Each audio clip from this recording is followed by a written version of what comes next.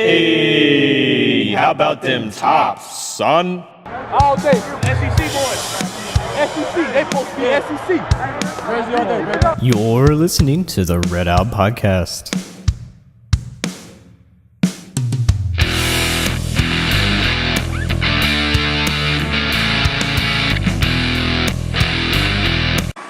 Welcome into another Red Out Podcast. I'm Jake. How we doing, guys?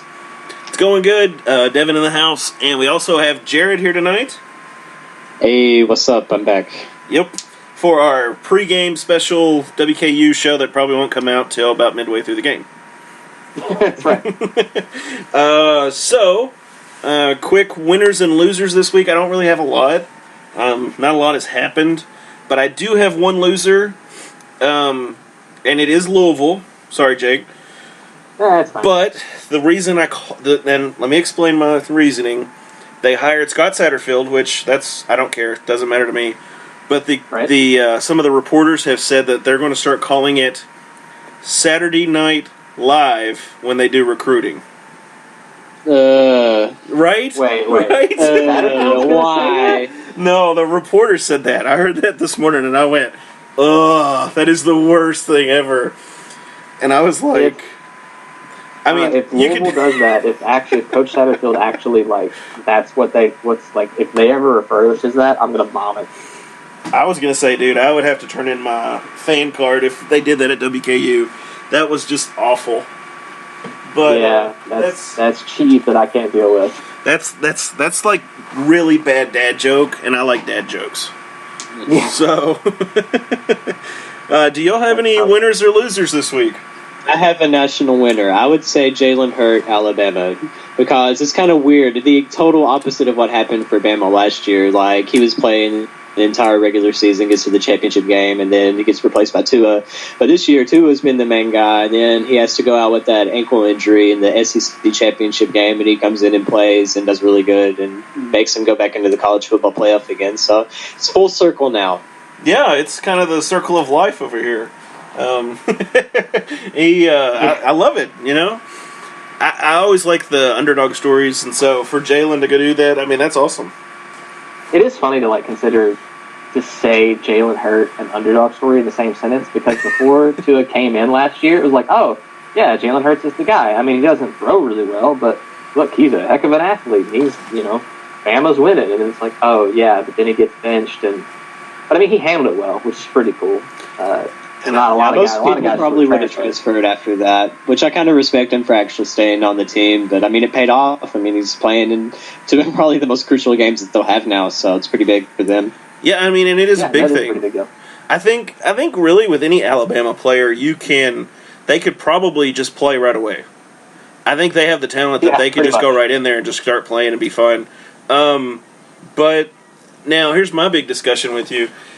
You go and you play at Alabama, and they're a very prestigious school, but how many NFL players can you name that are successful from Alabama?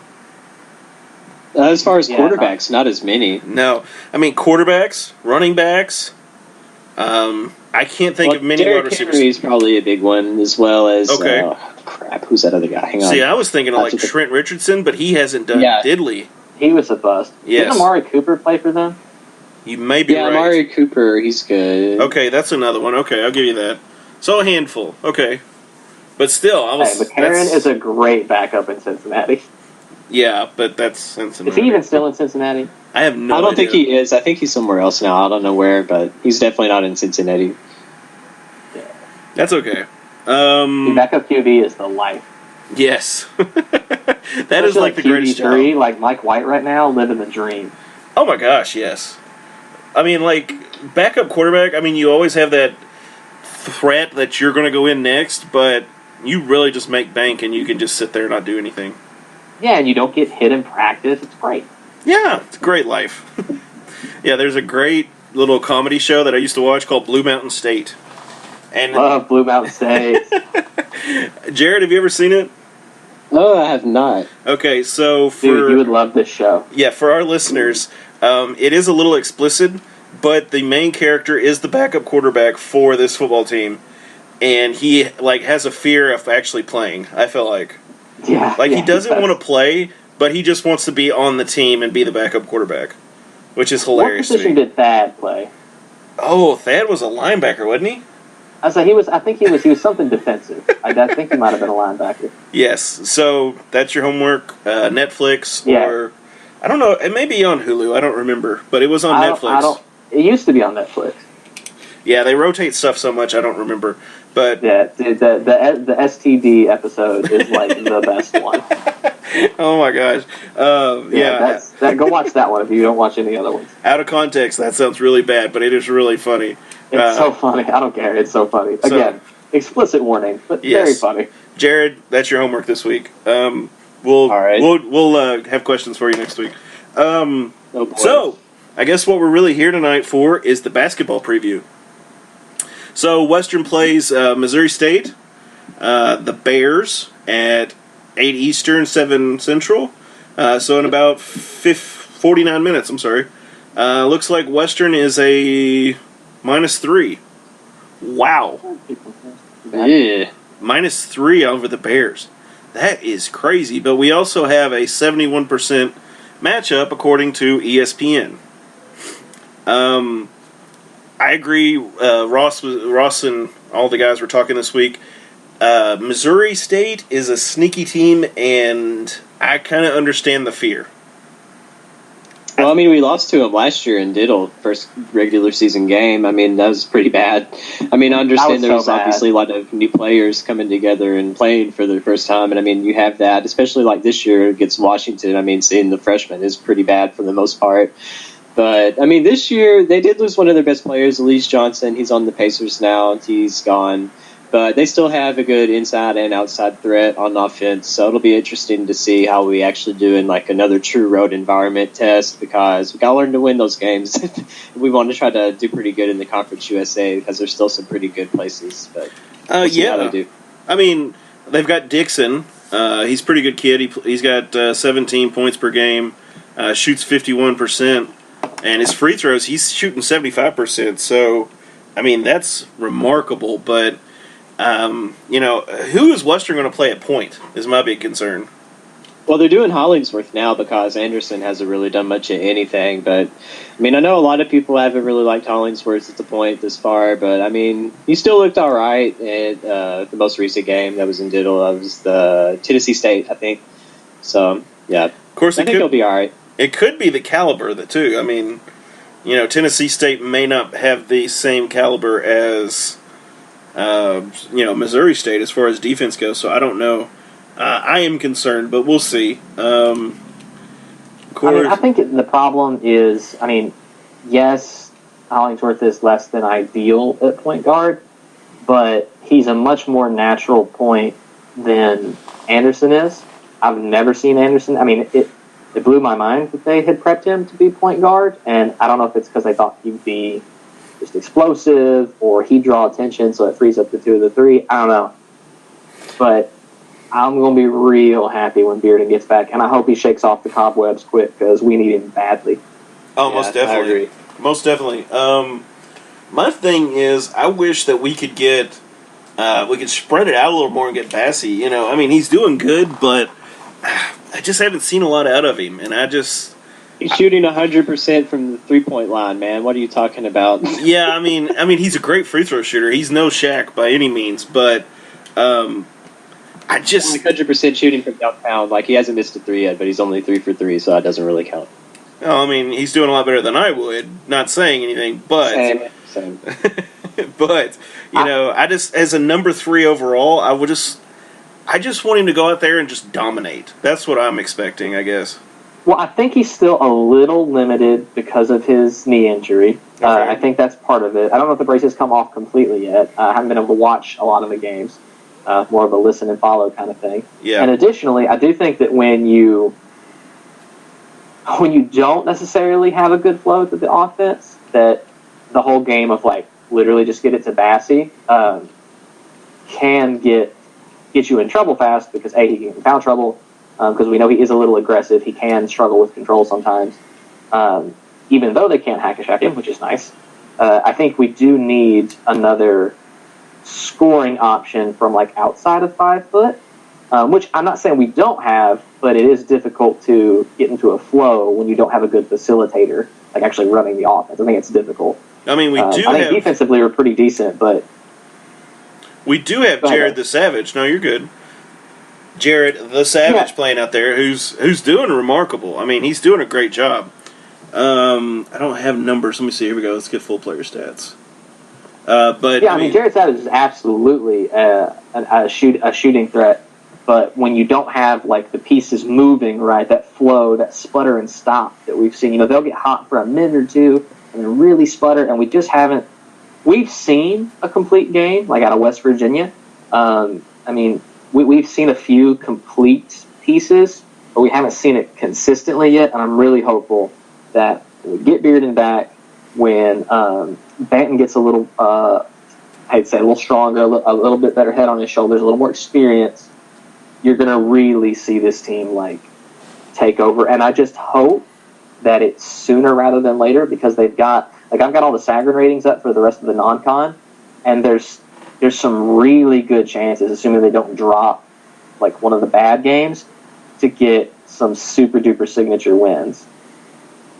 Yeah, I mean, there's possibilities for the guys. I mean, they can really do good. I know I kind of wish I had Matt on here tonight as well. He could talk girls.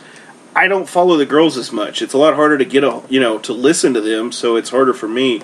But I think the guys are going to win tonight. I'll go ahead and throw that out there.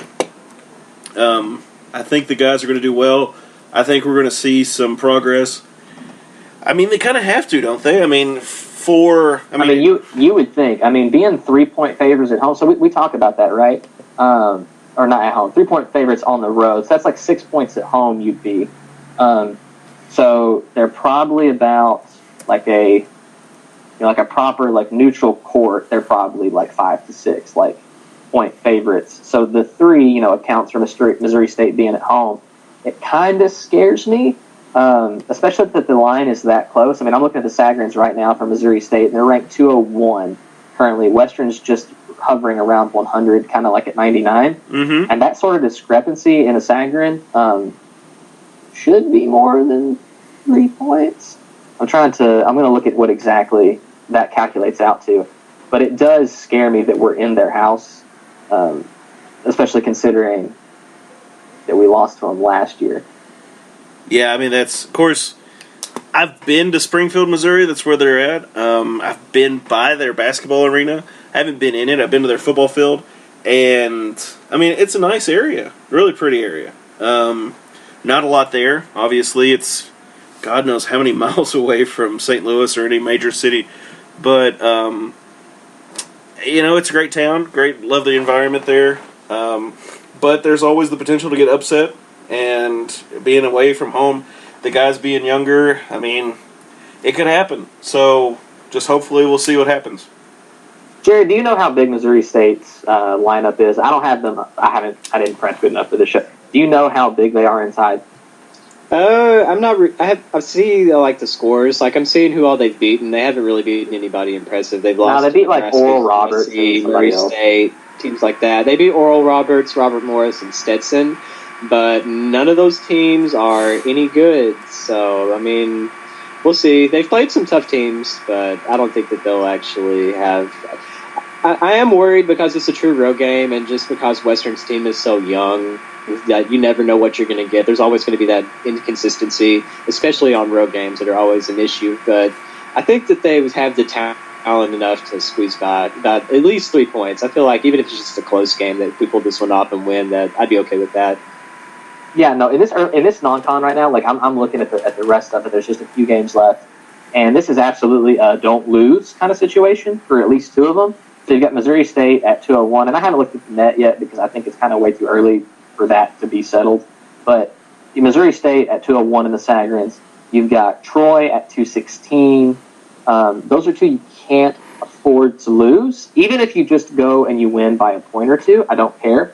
I mean, winning by 10 or more, if you win by 10 in the net rankings, they count it as like a little bonus, but you don't have, but anything other than higher than 10, they don't really care.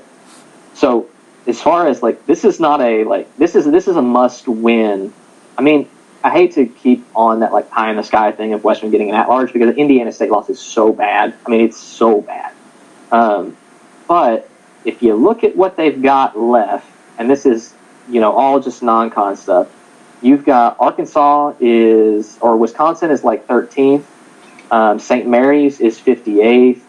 If you look, again, you can't lose to Troy because they're 216. Arkansas is 43rd. And like I said, Wisconsin is a top 20 team. So as long as you don't lose these two, like the two, I don't want to say gimme games, but games you have no business losing to teams that are ranked in the 200s, and then steal 2 out of the 3 like top 50 wins. And then again, don't drop anything stupid during the conference season. I still think there's a chance that they get looked at for an at-large. But again, if they drop either Troy or Missouri State, you can blow Wisconsin out by 30 points and nobody's going to care. So, Jared, do you think is a chance for an at-large? I will say, I agree with all that you've said, but one staple win that I feel like if Western got would help them so much is at Belmont. I feel like if they are able to pull off a win against the Bruins down in Nashville, I think it's next week. That's always an NCAA tournament team. They're always one of the best teams in the OVC. But, our 3-point defense has been very sketch up to this point. And Belmont likes to shoot a lot of threes, and they also make a lot of threes. So that's something that we better hope that they have a cold night for sure on that one, because that's a trap game. I don't know if we'll get that one or not, but that's going to be a tough one. And Ed, like you said, it is at Belmont. So, yeah, and go ahead, Jake. Sorry about that. Well, as I said, and it's fine. And they're 6-1 right now. And, like Jared said, at Belmont is super duper hard to win because they're always a really good, especially like you said, 3-point shooting team, which we kind of are trash at defending. And they're a top 70 win. They're currently 68th in the Sagrants, which I keep quoting the Sagrants because I like the Sagrants. I like Tim Pond too. The Net has said that they look at all of this stuff and will continue to bind it up in their rating. So Belmont is 68th right now. I don't know what they'll be when we play them, but you're talking a top 70 team. The same thing can be said of St. Mary's. They're not too far ahead. They're only 10 spots ahead at 58. If you get a Belmont and you get, so let's say there's four more good wins in the non-con, right? You got Arkansas, Belmont, St. Mary's, and Wisconsin. Wisconsin will go a long way because they're thought of pretty highly right now. They're a top 25 team in the AP and a top 20 team in the advanced metrics. You get a Wisconsin, you get a Belmont, right? So that's a mid-level win. You don't drop don't drop the 200 games, and that builds your resume, and then you hope that the Marshalls, NTSU is probably not going to be that good, but whatever, that a couple of ODU, that a couple of your conference games can bump you up. And again, it's all about, we've got at least one signature win, and you hope they continue to do better. But for Western, it's about not losing these, because one bad loss for a group of 5 is just, it just throws you right out of the run, unless you balance it out with some big upsets, which we're going to have to do, obviously. Theoretically, in the next, besides Missouri State tonight, like you said, you've got 5 games. The probability of beating Arkansas, I would say, is pretty high. Wouldn't you agree? Arkansas just... I would... Not so fast, my friend. Not so fast. I don't think... They're 5-1 right now. I think they are starting to receive some votes as well in the AP Top 25. So, I think they only have 1 or 2 losses. So, they're kind of getting their life together a little faster than we probably thought they would up to this point. So, I don't know. We'll see.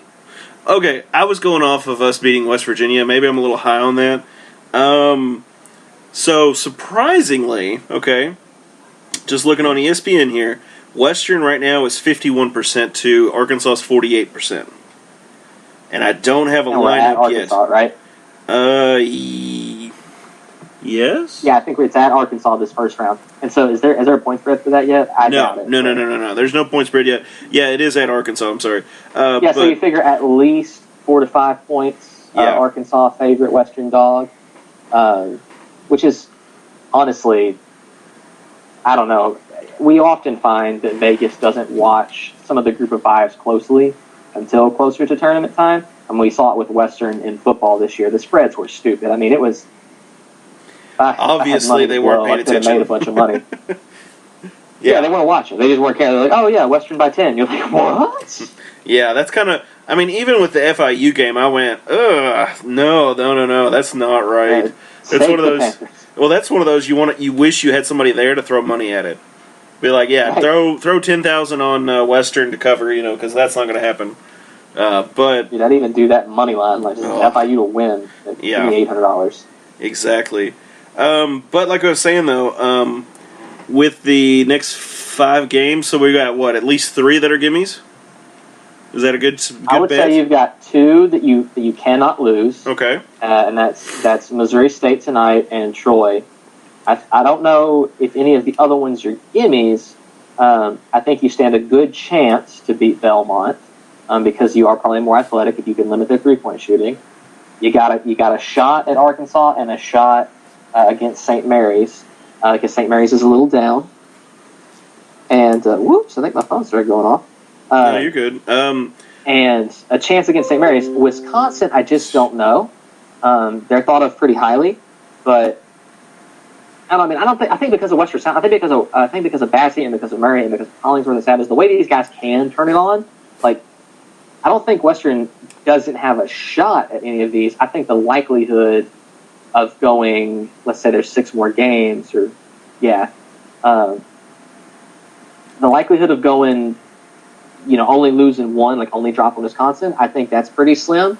But it's totally ability. You get your 2 at Missouri State and Troy. You don't lose those. I think you could get 2 more. I don't know which 2 they are, but I don't know. I think that there's 2 gimmies and that's it. And I don't think there's any more than Missouri State and Troy. Okay, so while you were talking about the chances, I looked up some of the ESPN predictions. And I got one more, so just give me 1 second. There you go. Now, come on, Mary. Come on, Mary. Give me Mary's. You know how it is. Your computers always go slow when you want them to go quick. Okay, so, just jotting these down real quick. Okay. Saint Mary. So, yeah, I know. I'm one of those that read it and I mouth it at the same time. WKU versus Belmont. Okay, so what are you thinking the percentage of victory is according to ESPN against Belmont? Let's just say greater. I would than definitely 50? have Belmont. Definitely have Belmont in that. Okay, so Jake, you think greater than 50% or under 50%? When I think it's greater, but not much. I was going to say 59%. No, actually, Western is at 47% versus Belmont. Yeah. That doesn't surprise me. Versus At Troy. Belmont. Versus Troy. Jared, what do you got? Over or under? I'd definitely say that Western would be big favorites in that. I hope so. I would too. Jake, what do you got? Over or under? I'm going more specific. I'm going to say like 62%. 91% chance to beat Troy. Jesus. Yeah, I know, right? Okay, St. Mary. Over 50, under 50? I'd say over. What'd you say, Jake? Sorry? I say under, like 48. Okay, so Jared said over. Okay. Jared would be correct. It is 73%. Really? Yeah, I know, right? And then WKU versus Wisconsin. I'd say under. Oh, yeah, okay. I'll give you it's under 50%. I will say, do you think it's over 25% or under 25%? At this point, under 25%. Jared, what you got? I would agree. We're at 43% against Wisconsin. That's not bad. No, That's not. When I was looking at these, I don't know if they're watching. I know. The numbers is what cracks me up because I was like, Belmont 47. Ooh, okay. I'm hearing they're pretty dangerous on the 3. Yada yada yada. And then I was like, Troy 91. Good God. I mean, even tonight we are. What did I say? Like 53% or something. I don't remember because I have the memory of a goldfish. It is just interesting to see like how different they are from like other stuff. Like 71%. Like some of the 70. 71% tonight. So yeah. I don't know. I don't feel comfortable and it's 91% against Troy, and I definitely don't feel comfortable in the 40s. I mean, I guess maybe because we're at home for like the St. Mary's and the Wisconsin game. Maybe that's why. Maybe. I mean, I don't know either. And that's when Diddle Arena should have an actual sellout up to this point, because all the games up to now have been announced sellouts, but I mean, all the season ticket holders haven't shown up to one game yet. But for St. Mary's and Wisconsin, both of those are during the holidays, so you should expect like a full Diddle Arena for those two. You would think. I agree, Jared. You would think that they would be jam-packed in there. Wisconsin, definitely. They better be. Yeah, I mean, really. And you got to be loud and got to be on your feet and not sitting down. Yeah, Complaining. seriously, student section that apparently sucks now. What in the world? That's so sad. That's like a Rupp Arena thing, you know? Yeah, right? All the old people sitting down. Don't do that. Yeah, it's What's like... funny is it's not even just the old people. It's like the student section's like sitting down and being stupid. Yeah, I mean, you've got to be loud. That's kind of the point of an arena. I mean, Yeah, and Diddle's not huge, so it's not hard to make it loud if people are energetic and there's I mean, it doesn't have to be a full actual sellout for it to be a really good atmosphere. I think you Just could gotta try. I think you could have about 25 Matt McKays and it would be really loud in there. I'm just More saying. Matt McKay's, always. Yes, that's what we need. We need more Matt McKays. So Agreed. until we learn to clone Matt McKay, let's just. I don't think the world could take 25 Matt McKays. I love Matt. it's something that heck out of some Just make it insurance, though. 7,500. Just in a Diddle Arena full of Matt McKays. Oh my God, 7,500 Matt McKays and Diddle. I think that place would collapse. I really do. I think that'd be bad. that would be really. It would be really fun to watch, but it would be bad. So Devin says it would be fun to watch 7,500 people perish tragically. Yeah. Only something I'd say, man. Come on. They're clones. I mean, then They're not real people. I mean, No, they have they're like brains and clones. stuff. Clone but only the lives original matter. counts. Yeah, Jared. Clone lives matter. Sorry, buddy. That's right. They do. Now, I guess we'll try and talk a little Lady Topper basketball, just to kind of. Well, where did I do with it? There it is. So since last week, the girls won. Did we talk Morgan State? They beat them 90-43. Just that they beat the brakes off of them. Yeah, they beat them almost 2-1 on points. I mean, that's crazy. Yeah, that was a good game. And they beat Arkansas Little Rock 68-56, which is Sunbelt days. Yeah. Yeah, those are crazy. And then they've got Bellarmine Saturday at 3. So That's a hard game. Bellarmine is always a good team. let's see. I wonder if they got any lineups on this game yet. Any lines? I Yeah. doubt it. If Yeah. I can't find a strength of schedule, ain't no way you're going to find a line. Yeah, it doesn't even have Bellarmine's last 5 games. Yeah, that's kind of what I So think. that's even worse. Yeah, so there's no. Yeah, this has Ditto's capacity at 8,100. That can't be right. Yeah, I think the most that we've had was like 7,600, and that was against Middle last year, wasn't it? Something like Yeah, that. middle last year was 76 and some change, or 77. It was pretty crazy. So I guess I kind of left this off because I wasn't thinking about it until y'all just said that. But Middles is also a loser this week. Yeah. Oh Yeah, yes, they are. I love it. You don't know how much happier that made me that was on national TV that they lost. Come on, their- man. Night That's great. Football. Yes, I'm watching Monday the Night- on-man segment of Monday Night Football, and I see Rick Stockstill, and I'm just like, this is so good. Yes, I mean it's the greatest thing, and I just from personal experience and from what I've heard from Travis Helton, Middle fans are such little babies. It is the greatest thing. They are. It makes me happy to troll them. Well, they didn't show up to the Conference USA Championship game in their own stadium, so, I mean, that's pretty sad in itself. Yeah, I mean that was that was the greatest comeback ever. By the way, I just there was some What fan. was? What was it? There was some little fan complaining about Western's not that good. Yada yada yada. See if I can find it real quick. Oh, when nobody wants to watch Western? Yeah, that was a good one. I was about to say, and then I was like, well, you guys literally just admitted that nobody wants to watch Middle Athletics either. Good show. No, that's not the They're one. like, hey, man, it's true. Yeah, it is. Yeah, here we Back go. fat of Nashville, never forget. Dude, I'll never stop hashtag straight biddies. In fact, it auto-populates on my phone now. Oh, does it? That's awesome. That's incredible. Yeah, it does. When I start a hashtag, when I type hashtag straight, it finishes with biddies. I was like, yes, send. Some dude tweeted, and where is your championship caliber team? Oh, wait, back at WKU with no bowl game this year either. Go ahead and take another L.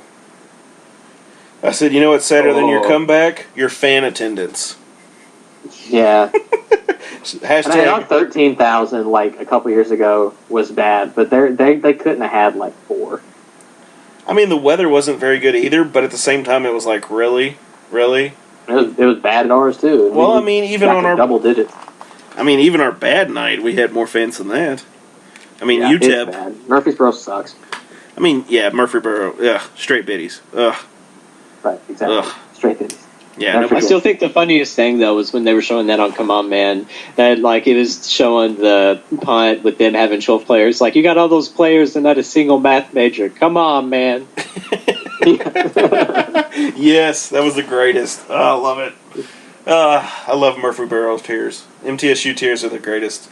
So sweet. They're so great. Okay, so I guess since we're talking football, what do you all think of the Helton hires thus far? I personally liked him a lot. He's retained a lot more of the current staff than I thought he would, but I kind of think that's a good thing with consistency reasons, so especially like with recruiting too. I think that's good to have because he kept a lot of the good guys, like the strength coach. I feel like he's a really important person to have. I mean, I know you're kind of iffy with Clayton White coming back with defense and everything, but I think that they started to get better towards the end of the year. I think they'll be pretty good with another full year under him. But the guy that he just got out of UT, the running backs guy that they had, I think he's going to be like our running back coach or something like that here too. But I really like that pickup too. Is like Hardesty, or however you say his name. Yeah, I think you're right. Let's see if I can. Yeah, Hardesty. Yeah. And he also hired Chestnut, which kind of was tweeting at Brad the other day.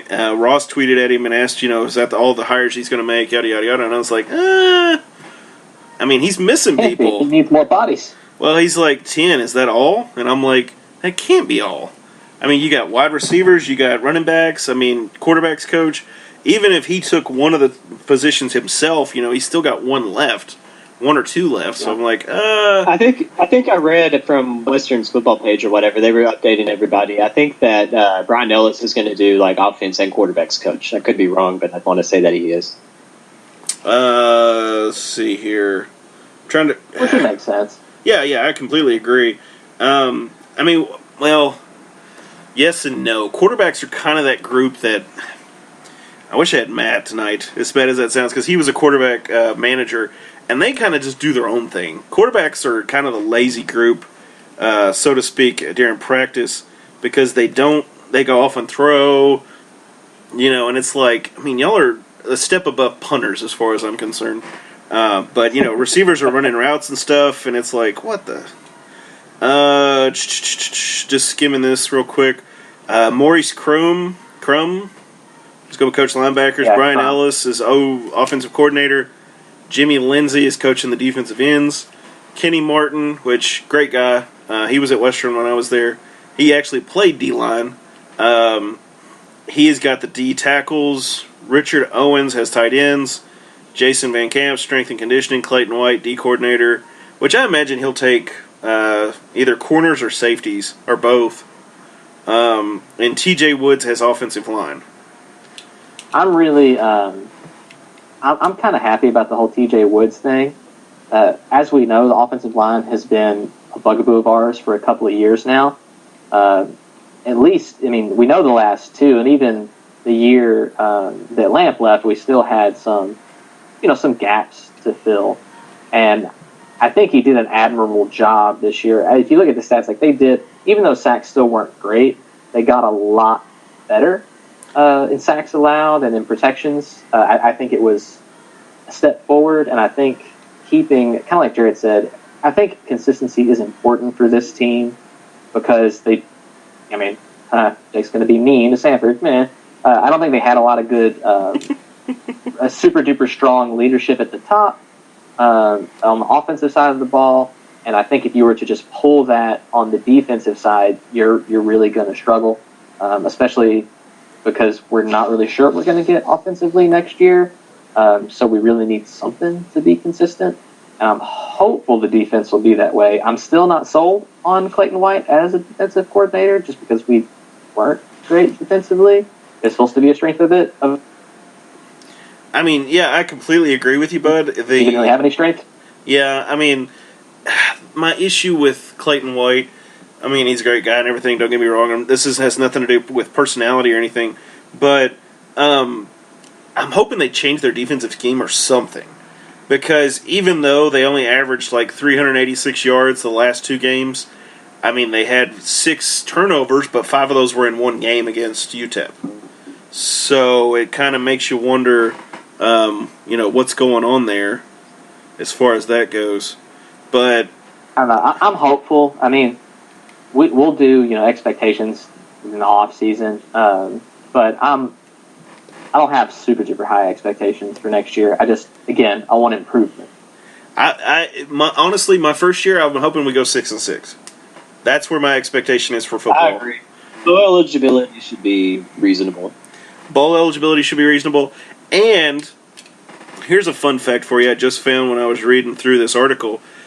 We had 13 Hilltoppers named to the Conference USA team. So we had 2 that were on the Conference USA second team, and then we had 11 that were on all freshman team. So Mike Wandine was the tight end. He's a redshirt senior, obviously. And right tackle Miles Pate was the redshirt junior, named second team Conference USA. We also had Rex Henderson, redshirt freshman linebacker. I can't say this kid's name. Is it Juwan Jones? Yeah, probably. Okay, that sounds right. Garland LaFrance, kick return. Josh Samuel, running back. Honorable mentions, Conference USA, we had Takorian Darden, DB. Drell Green, safety. Ben Holt was named linebacker. Lucky Jackson, or Dontavian, is what we know him. Juwan Jones was also on there. Devin Key, D'Angelo Malone, and Masai White. There's a lot of defensive players on that list. Yeah. We'll see. I'm not quite to bowl eligibility. I'm thinking if I gave the basement of Sanford this year as 4, I'm thinking Helton is about 5 is where I'm sitting. I won't be happy, but I won't be like burning at the stake. What's going on? Yeah. I just didn't see a lot. I mean, we saw a lot in like the last game because we saw what this team could do. And that was game. That was the most frustrating thing for me, is watching the La Tech game and the UTEP game and going, where was this all season? If you're playing for your job, then why don't you play or coach every game like it's the last game you're going to coach? That's my thing. Yeah, that's true. And it's going to kind of tie in here in a few minutes when we talk about rankings, I guess. But, that's as a football person, that's the most frustrating thing for me. You can say, well, that's his fault or his fault. No, I actually think it's your fault because you didn't express to the guys the simplistic things that should be known in football. Like... Well, not only that, but... go ahead. No, you're good. If it's 3rd and 8 and you run a 5-yard route, stretch it to 8. That's the simplest thing you can do. It's like, yeah, you're going to take an extra step, quarterback. You're going to have to give him an extra second, but you got to do it. You've got to get to the sticks. But just my opinion. Just one of many reasons. It's one of those things where a lot of times we didn't see necessarily the best effort, and I don't know, well, that's the players, and they're just like, well, yeah, the players have to give effort on their own, but effort is something you build in the locker room. Effort is something you build in culture, and if you can't get them, I mean, they couldn't finish against Louisville. They couldn't finish against several teams where they lost there. That was the whole thing. Well, Maine. Some of these, like if these games swing the other way, 3 points, whatever. Yeah, but those are effort plays. That's and some boneheaded play calling. But you can build effort off the field. And if you can build the culture of effort and giving your all, that, I mean, as hokey as it sounds, that's a lot of them. That and fundamentals are the 2 things that are going to really win you games. And that's a failing of the coach. I mean, I'm sorry, and I hope, I don't know a whole lot about Tyson. I think he, to quote, won the press conference. Like, he did a good job.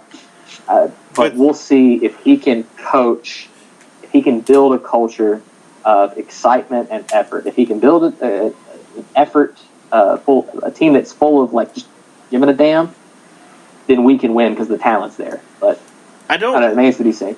I kind of disagree with you in one part because I don't think it's necessarily effort. I think it's maturity with kind of like the main game, kind of like the Louisville game. You know, you have to get that mentality of putting your foot on their throat, and that's the way coaches describe it. Is, you know, finishing things off, you know, putting the final nail in the casket, quote. But again, one of my fears is the Louisville game. We had that game in the bag, and Malik Cunningham ran basically 90 yards of the field with no assistance from any offensive players.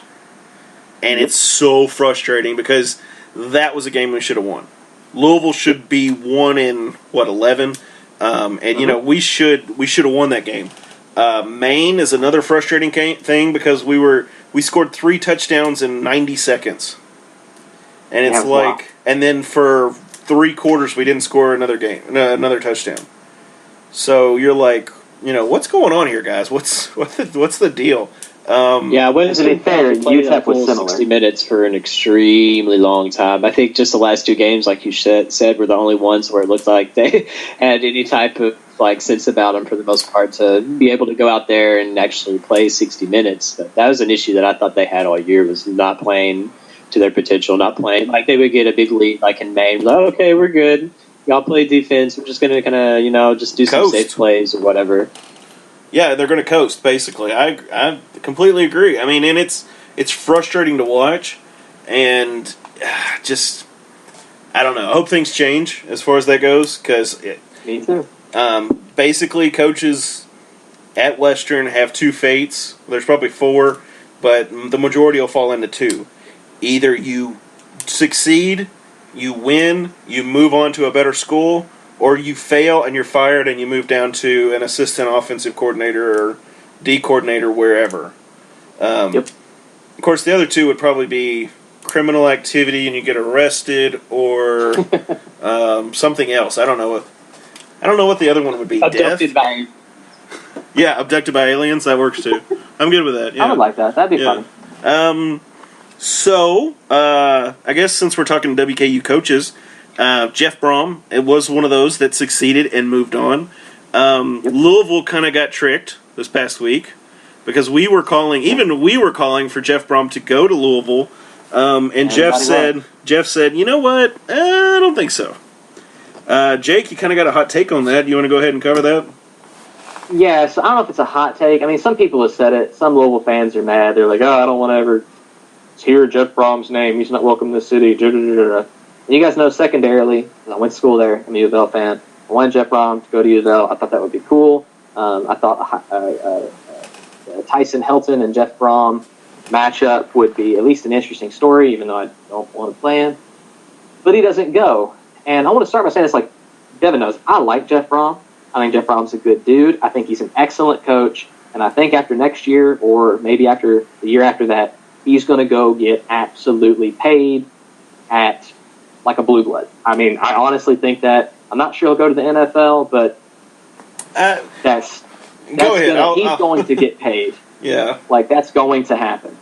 But, so he turns down a Louisville job, which I don't blame him for doing, right? He's a grown-ass man. He can make his own decisions, and he has to do what's best for him. That's cool. But then, after the decision this is where I kind of get a little mad, is the media in Louisville and some Yahoo guys, Pat Forty, Pete Thamel, some of them, I can't remember, I think it might have been Pete Thamel, but they started to they interviewed Brohm, right? Because it is a big deal. Yeah. And they started to they began a narrative about Jeff Brohm. And the narrative that they painted and the narrative that Jeff Brohm painted on the Drew Diener show on ESPN Louisville, which, by the way, is a good show, and Drew Diener did an excellent job interviewing him, but they're bros. But the Louisville media began this, I don't want to say like crusade or whatever. Like a holier than thou? Yeah, so the main problem I had is I listened to the whole Drew Diener, Jeff Brohm interview. Jeff Brohm called into the show, and they talked for several minutes, and it was very emotional. I mean, Jeff cried at one point. Like, oh my gosh. yeah. Well, I'll get to that. So, like, he began to ask all the questions, like, to talk about the decision, what made you stay, and Jeff started to list off why he thought it wasn't the right time to come to Louisville, and he said that he wanted to. He had to be able to look himself in the mirror. He had to be able to sleep at night.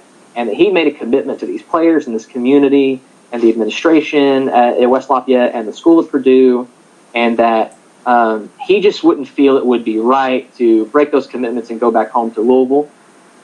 He said that, so I kind of want to go on 2 points. The one thing that I was really glad that Diener asked was, okay, how is staying at Purdue, how is like leaving Purdue different than leaving WKU? Because you did leave there after 3 years.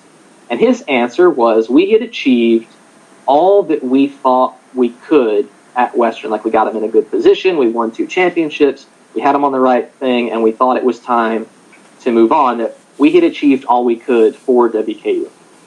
Okay. So this is the first thing I'm going to talk about. Then I'm going to talk about doing the right thing. So achieving all you could at WKU is patently, unequivocally, objectively false. 2 conference championships and 1 top 25 ranking does not a dynasty make. Now, I'm not saying that Jeff Brohm needed to stay at WKU for 10 years. And I don't begrudge him for leaving. But to come in and say that where you left Western was as good as you could have left them in your time there is a lie. There were many things left to do. You could have got top 25 rankings for another year or 2. You could have gotten more players into the NFL, thus helping recruiting after you left, which we know is an issue. You could have, I don't know, not poached players from the current roster to come to your new school. Jeff? Yeah, You said Cullen and some of you guys? Yeah. You could have, even if we paid you more money, you could have gotten us to a New Year's, like a New Year's Six bowl as a proper, like, Power 5 victories in bowl games. There were so many things that he could have done with another 2 years that saying that he accomplished everything he thought he could at WKU is an absolute lie. Now, I think what he did and what he should have said, and what would have given me more respect in that answer, was I, Jeff Brohm, achieved everything for my career that I could at WKU. Because taking WKU to make them a Boise State, to make them, giant killers, he's right. Not much more that he would have done at WKU would have built his resume. And that's fine, because that's the game, right? That's the sport. You go into the little program for 2 to 4 years, you hop to a bigger one, you win 2 or 4 years, and you hop to another one. But to come in and say that you had done everything that you could at WKU, and then say that you haven't reached that at Purdue, it rings disingenuous to me. So that was the first thing that kind of ticked me off. But the one that really got me was how he's trying to, and not just him, the media in Louisville and the media sympathetic to him are trying to paint him as this guy that did the right thing, this moral high horse that, well, I didn't want to leave my players and the school and the administration. He said, one of the statements he had was that, well, I didn't want to punish a program that never did anything to deserve it. They were nothing but good to me. And to which I would submit that he did everything negative to WKU that he said he didn't want to do to Purdue. He broke his promise to the players. I mean, I'm not saying he outright promised he wasn't going to leave, because he gave some pretty non-committal answers after that second Conference USA championship, but when he was out recruiting that year that they asked him, and he probably said, "Nah, I'm here. I'm going to coach you guys." That the university never did anything but was kind to him and gave him as much money as they physically had in the coffers to give him. The community worshipped him. He was God in Bowling Green. The school never did anything bad to him, but yet he left. And as I said, I don't mind that he left.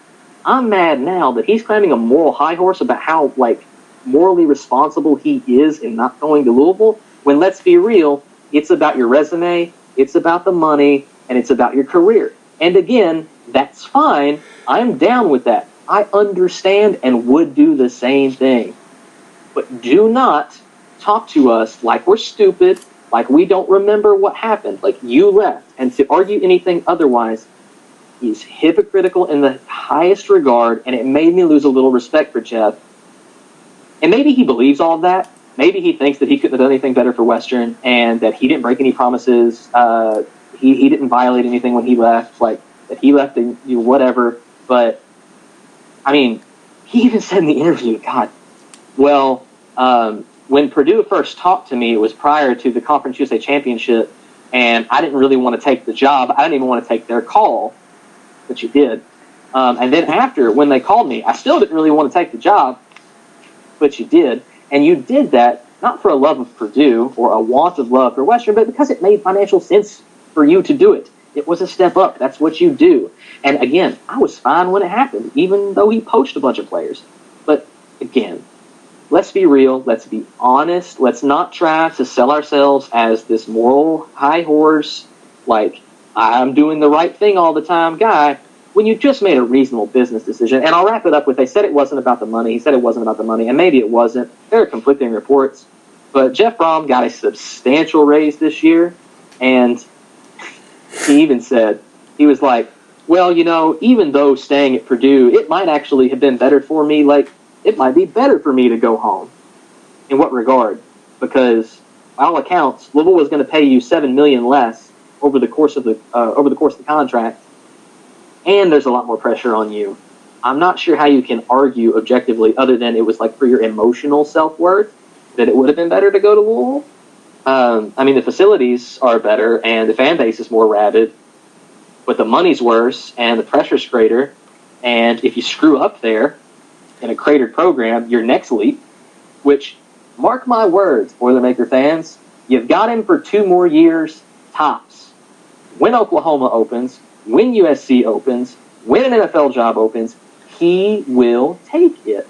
And it's fine. And when he does take it, and when he does leave the Purdue Boilermakers and says the same crap that he said about Western, that we left him in a good position and we did all we could do, I will still have this take. I will call Jeff Brohm a hypocrite. At least he makes hypocritical statements. And I'll continue to lose respect, because don't blow smoke up our butts. Just be real. That's all I got on that. I had to get that out there because not a lot of people have been saying it. They all been they all been kissing his butt. And somebody had to call him out on the crap. A Western fan needed to call him out on his crap, even though it doesn't affect us. Yeah, and Jake is a definite Brohm beater.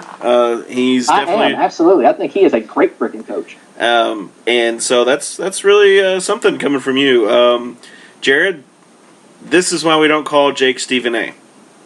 Oh, yeah. Because I will go off. So, no, I agree completely. I think the hypocrisy of Jeff Brom's interviews and all that crap, really it is crap, just makes the whole situation worse for me, because it's like, yes, you said that it wasn't because of the money, you were doing it because the children in Africa needed you to, or some BS. But it's like, dude, you're sitting there and you're like, the money's probably the same. I've got my dudes coming up through Purdue. I know it's not going to be as stressful for me. But if I go to Louisville, I'm going to have to get some dudes. I'm going to have to work for a couple more years at least. Next year is going to be probably really tough for any coach. And it's like, I don't think it's worth it. I mean, that's my opinion from what, if I put myself in his shoes, I'm honestly thinking to myself, it's not worth it financially. They're not offering me enough money to do that. Yeah, absolutely. Like, if I said, right, you got to come swinging with $7 million to go get him, or 6.5. Yeah. Like, you don't have to. And they came swinging with 5 and a 2019 red Honda Accord. Really? They came in with a Honda Accord. I think again, official stuff hasn't come out, but one of the reports was that that's the story that Jeff Brohm has a sentimental attachment to his 2004 Honda Accord that he shared with his brother and his dad, and he hasn't sold it. He hasn't bought a big fancy car. Now, I'd like to know what his wife drives. Just saying.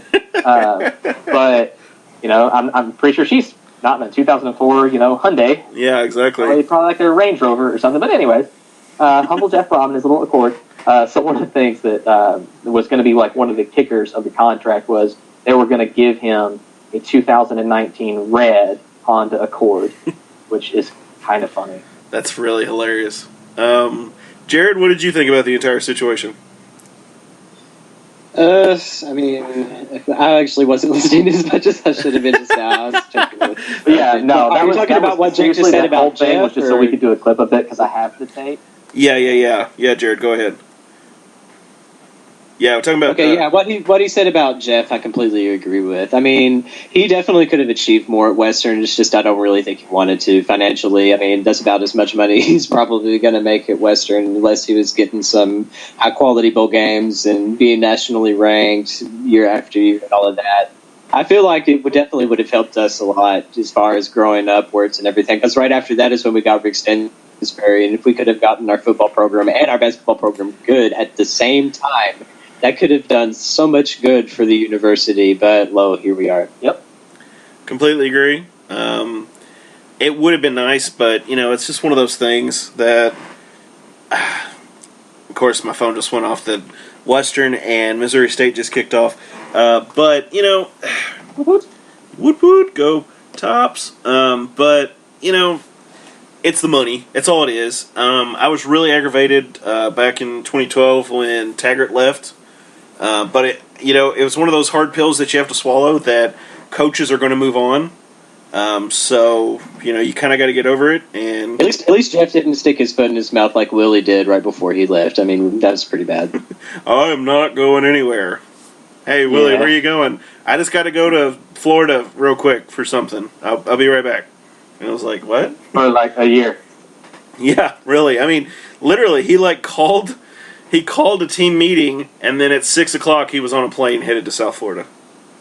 I was like, yeah. I will say Jeff did not commit after he didn't make statements like that after the championship. Like he didn't. I don't hate how he left Western. I don't hate how he not took Purdue or how he didn't take Louisville. But I do. I guess I go back and watch that clip. This just kind of annoys me, and with college football in general. Why do coaches leave their teams before the bowl game? I feel like you would want to do the bowl game and then go to said team because that's the team that you built up to get to the bowl game, but it always happens. So honestly, I think it's because of the recruiting and the signing period. It is. For the early signing period. It's typically like you want that coach. If you've just fired your coach, you want that new coach to go and close out that class. And, I mean, that's what it is. I mean, and you're completely right. They have to go they've got to get on the road, they've got to go recruiting and yada, yada, yada. But why not move the recruiting period back, the signing day back, so that, those coaches can stay with those teams, etc. It's just really frustrating. Yeah, I mean, it's just frustrating for a fan who would like to see, that would have been awesome for Willie to go from 0-26 to bowl game, I mean... It was magical, but, we got Lance Guidry, and it is what it is. History writes itself, I guess, but anyway. So, I guess I'll kind of tie everything up here real quick so we can get to watching the Missouri State game. We're ranking tonight our maddest WKU moments. Jake's is Jeff Brohm, obviously. Not quite. No. One of them was during a Jeff Brohm coach game, though. Mine are basically football because I'm a football guy, so I basically talk about that. But I guess let's let Jared go first. He's probably been asleep most of the way, but yeah. No, I've been listening to Jared. All right, so the top two maddest I've ever been watching any type of WKU sporting event. That I remember. I'm sure there's some that I may have forgotten for good reason, and I'm glad that I have forgotten those things. But the two that I have remembered that I abhor with a passion just because. I mean, it's always officiating. I mean, Conference USA refs are terrible. Sunbelt refs were even worse. OVC officials were garbage back then. I've heard plenty of stories from my dad pertaining that. Oh, they were. But for me, number two, I would have to say, was the 6 men on the court from Louisiana Lafayette against us in Diddle Arena. That was not called. That it did end up getting rid of Ken McDonald, which I am okay with. But when there are 6 men on the court and nothing is called, that is absolutely abysmal. That is terrible. But as bad as that was, that is still not as bad as my number one. I still get extremely mad when I think about this. I think it was 2014-2015 season when Western, it was still in Birmingham. It was the Conference USA tournament in men's basketball. We were playing UAB, the hometown team. Of course we were. They were decent at best, I would say, that year. But anyways, we were playing them late game situation. Chris Harrison Dogs has the ball. I think it was like either we were winning by one or down by a little bit, or it was really close. It could have gone either way. Last minute of the game, CHD's just dribbling the ball out, trying to kill some time, and they call a 10-second call on him, which I think that's the only time I've ever seen that called in an actual game of college basketball. And for it to be called when it was, which it was highly questionable of a call to begin with, but the fact that you called that in a late game situation in Birmingham, playing UAB, I still think that is probably rigged, and I really don't care what anyone else says about that, because that is just pure garbage. Western should have been in the tournament that year, and they should have been the ones that beat Iowa State instead of them. That was garbage. Yeah, it sounds like it still riles you up talking about it. Yes, it does. So, Jake, Still hurts. I'll let you go next. Okay, so mine aren't like, oh, Western lost and it was terrible.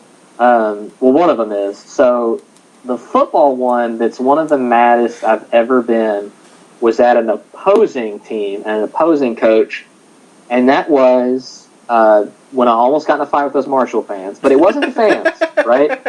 It was... Devin, I don't know if you recall. Jared, don't know if you were that game. It was Marshall at Western. Western was laying the wood, or WKU was laying the wood to Marshall, and we're up like 3 or 4 touchdowns. Score another touchdown. Go to kick the extra point, and they ice the kicker. Yeah. Such a douche move. I think it's funny you remember that. Yeah, I remember that because it's a douche move. And I was just like, and everybody knew, like, it wasn't, they literally just tried to ice kicker on one point. Like, why are you calling a timeout in an extra point in a game you cannot win? You're getting your brains absolutely smacked across the ground. You have no shot. And then, so, okay, we don't get they kick the extra point, or they call the timeout, whatever, up a stupid amount, and I was so mad. But then I was so happy, again, love of Jeff Brohm, because for all the right honorable stuff, he is an absolute vindictive ass when it comes to being angry at people. And he hates Marshall. Make no mistake, he does not like Marshall. Because then he goes for 2 and gets it just to rub it in. And I'm like, yes, let the hate flow through you. That's right. But that was a mad, like, I was mad. All the happies, that was okay. And then the maddest as far as basketball was like just anger in general. I don't know if you guys remember when we played Kansas in the first round of the NCAA tournament and lost by 7. But oh, yes. That whole game, I was just ticked. And some of the fouls on George Fant that were called, like Plumlee, I think, was the big white center. Kansas had like 19 big white centers named Plumlee, I'm pretty sure. Oh, it's Withy. It's Jeff Withy. I'll never forget. Was it Withy? Okay. Yeah, it was Withy. They don't, again, George Fant fouls out with, God, what was like 4 minutes left? I mean, there was some time left when he fouled out. And we were just, about to be the biggest upset in NCAA history. And that whole game, I'm just like, we were watching it in our stupid, nasty Adam Street apartment. And it was just like, God, was I mad. And so that's probably the maddest I have been at a we should have been the first 16 seed to be the one, not UMBC. We should have been the ones. We were the chosen ones. Oh, it was that, but it's as bad as that sounds. That's not going to happen because the refs are going to they're going to fudge that as much as they can. You know, I mean, I hate to say that, but refs are out there going, I'm with SEC. There's no way that Western's going to win this. I mean, they have to legitimately win it to win the game. I'm sorry, I just don't. Well, I don't feel like that's one of the things. Like the reason that didn't happen with last year with Virginia and UMBC is because like UMBC beat the crap out of them, like absolutely pummeled them. Yeah, there was no debate whereas there. Western was just in it. Yeah, we were in it, but we weren't, dominating them by a lot like they did. Okay, so mine, I guess, are more Sanford specific, as bad as that sounds. and it's more in his era. I can't really think of any mad moments when I was at Western. I was a lot calmer then, I think. But was last year's Marshall game. Really just... And for some reason, that just really rubs me the wrong way. We had a moment to beat them, and I mean, it was like, 2 minutes left in the game? And instead of doing the onside kick, which everybody in the arena thought was going to happen, Mike Sanford goes for the deep kick. And I'm just like, why? I mean, that's like football 101. Even if you don't get it, they're probably just going to run the clock out. You know, I mean, you have to go for that. There's no reason not to. And then, of course, losing the bowl game to, was it Georgia State or Georgia Southern? Georgia State, that was so bad. Yeah, I mean, that's so frustrating. And it's just, I can't do it. But hey, you don't have to worry about that. I know, I don't have to think about it anymore. Next year, I got completely... Bad things are gone. Exactly. I've got other things to get mad about next year, so it's all good. Right, exactly. The whole fresh slate of things to get pissed about. Yay, because that's the life of a fan, right? Yeah, just stay mad. Yeah, just stay mad. So, update you. I was going to try and get done before the game started, but so be it. Western's up 9-7 with 15:26 to go in the half. Hey, are we both looking at that ESPN Gamecast? Because that's what I got pulled up to. Yeah, we are. Yeah. I'm looking at the ESPN app right now. This is another thing to take in consideration, is that North Texas is currently beating Indiana State at ISU 49-34 with 15-12 left. Oh. I will say something else. I do see that Duke is up by 7 over, is that Hartford? Probably, I can see that. Yeah, it's 38-31 with 16:49 to go in the half. To go in the game, I should say. So, exciting stuff. But that's all I've got for tonight, guys. I hope you all enjoy the Western game. It's tied up right now, 9-9. Yeah, I know, right? But we'll just see how everything goes. And as always, enjoy the game. Always remember to subscribe, review us on iTunes, like and subscribe on YouTube, and like our video. Comment. If you have questions, hey, go for it. Let us know what you think. Yeah, shoot us questions on Twitter, and if you like what we're doing, share it with another Western fan, because we don't necessarily, as a school, have a huge online following outside of some crazy people on boards. Yeah. So if you've got a WKU fan, if you've got a WKU student in your life who's wanting more content, have them follow and subscribe us. Have them read and subscribe and follow the Towel Rack, because we're producing a lot of content, guys. Yeah. Towel Rack does content daily, so, Yeah, multiple times a day, guys. Yes. Even Pro Top stuff, which is awesome and really hard to get a hold of. So, follow those guys over at Towel Rack, us guys, I guess. And, enjoy. Hope you enjoy the content. I got my puppies who have decided to come join me tonight. So, as always, go Tops. Go Tops. Go Tops.